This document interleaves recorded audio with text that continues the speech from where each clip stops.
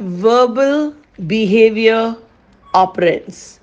Verbal behavior, in other words, verbal operands, what we call each modality of behavior. Verbal behavior in ABA is socially mediated, meaning there is a speaker and a listener. And when you are taking your exam, you need to be really careful about who are who you are being asked about. In other words, is the question asking about the speaker's behavior or the listener's behavior? Because it matters. Socially mediated means there are more than one parties involved. With verbal behavior, we are concerned with function over the form. We are more concerned with what purpose does the language serve. What purpose does the verbal behavior serves rather than what it looks like. And finally, what do you need to know?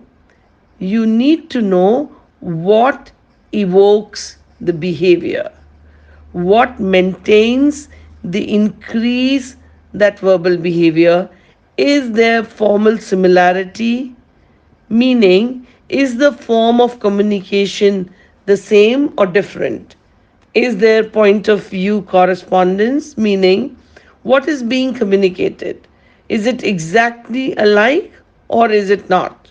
So, what is what we are going to look at as we go through each verbal operant associated with verbal behavior.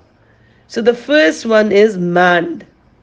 First of all, what exactly manned is very important for us to understand.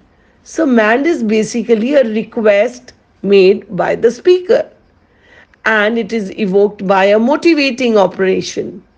Certainly it is reinforced by requested item. So say for example in MAD, a child says cookie please. So what does it mean? It is asking for a cookie.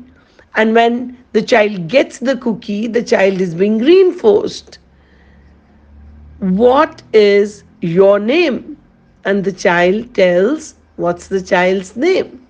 So basically, what we're talking about is that man is a form of a verbal behavior where a request is put forth. Put me down. Put me down is please, can you put me down? And the request is met. So, man is evoked by motivating operations always.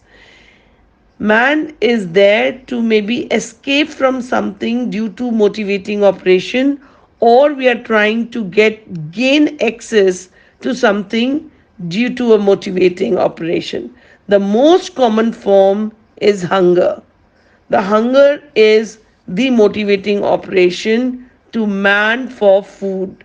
So when we talk about man, and this is very important, it is not evoked by motivating operation, it's not a man.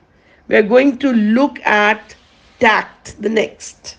So what is tact? It's again another form of a verbal behavior. Speaker labels something in his environment. It is evoked by non-verbal discriminative stimulus. It is reinforced by GCR, the generalized conditioned response. Verbal behavior, tact. Tact, a speaker labeling something in his environment. It's as simple as that. You see something, you label it. Therefore, it is evoked by a non-verbal discriminative stimulus. And when we mean a non-verbal discriminative stimulus, we mean it's not spoken, it's not communicated. You see something, you label it, very, very simple. Verbal operant, it's reinforced by a generalized condition. To reinforce meaning token and praises and money. All those generalized conditions reinforces that can be used in a variety of settings, because for example, if I'm passing by a cow on a highway and the child says cow, so as the child is passing by and while the child sees the cow, child's label the cow. Or plane, when you see a plane in the sky and the child says aeroplane. Or simple as that, cookie, in the presence of a cookie. So just putting a label is a verbal behavior which is called tact. Verbal behavior, echoic. As the name suggests, echoic, that means you echo when somebody else say it. Speaker repeats exactly what they heard. That is what is called echoic. So it is evoked by the discriminative stimulus and it is reinforced by generalized conditioned reinforcement. Point to point correspondence it is. It is formal and similarity. What are the examples of echoic? Let's say saying cookie after your brother says cookie. So somebody says cookie and the child repeats cookie. That is what is a verbal behavior of echoic. Saying stop copying me after your mom says stop copying me. So repeating the same exactly the way they heard is echoic. Formal similarities. Mode of communication is the same. So verbal, it is verbal. Point to point means what is being communicated is exactly the same. Exactly the same means it goes just point to point. Whatever the person is saying, that is what is repeated. So, verbal behavior, intraverbal. What is intraverbal? Speaker responds to another person. It's more like a conversation evoked by a verbal stimulus.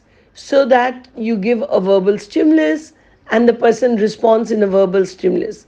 It is a social reinforcement, no point to point correspondence, may have formal similarities.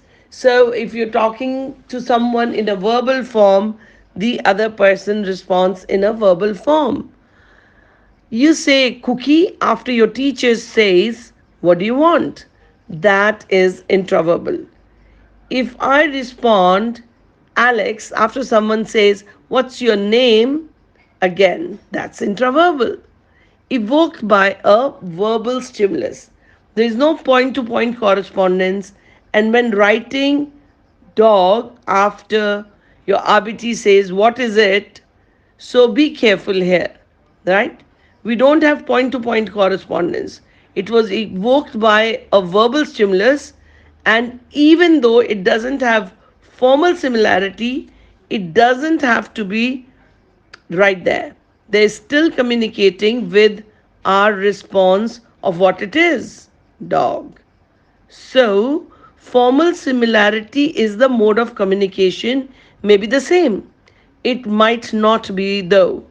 So, there is no point to point correspondence, meaning what is being said by the speaker and the listener is going can be different. So, one is talking, one is writing. And interverbal is mostly commonly known as conversation. Again, we are just covering the very basic here and we want you to understand what does that mean. Textual verbal behavior.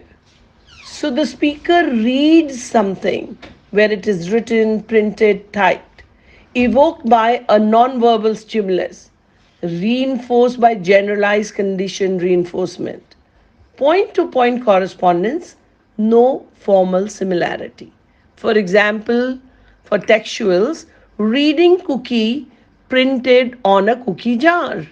reading out loud to a class from a book. Point to point correspondence. What you read is exactly what is printed on the paper. So that is why point to point is very important here. But when we say no formal similarity, the form of communication can be different. So you are reading it because it is printed and you are saying it. So you're being verbal after seeing the print. So no formal similarity is there. So this is what is the textual format. So next verbal behavior is transcription. What is transcription? Writing something down, what is spoken. So it's the other way of the textual. Textual, something is written and you read it. In transcription, somebody says it and you write it down. Certainly, it is evoked by the verbal stimulus because somebody is saying it, you're listening it, comprehending it, and writing it. It is reinforced by the generalized condition reinforcement. Point to point correspondence is there because whatever is being said, that is being written. So point to point correspondence is must here. But no formal similarity because in one form you're listening, but the other form you're writing. So you are listening to the verbal behavior and your expression is in the form of a writing. So what is the example of transcription? Like taking notes in the class. The teacher is teaching, the teacher is saying something, and you're writing it down. Transcribing something in a courtroom, like when the judge is giving the decision and you're just transcribing that word to word, point to point. You're writing exactly what is heard. So you're not skipping here and there or just writing one word. You have to write word to word exactly what you listen, and that is why it is point to point. No formal similarity. That means writing versus spoken. So you are writing, somebody has spoken, so there is no verbal similarity between that. So it should be very, very clear that there is no formal similarity. So to conclude, let us understand that what do you really need to know about the verbal behavior? What evokes it? What reinforces it? And what is point to point? And what is formal similarity? So we have explained it time and again. What evokes this is to be very clear that how does it begin?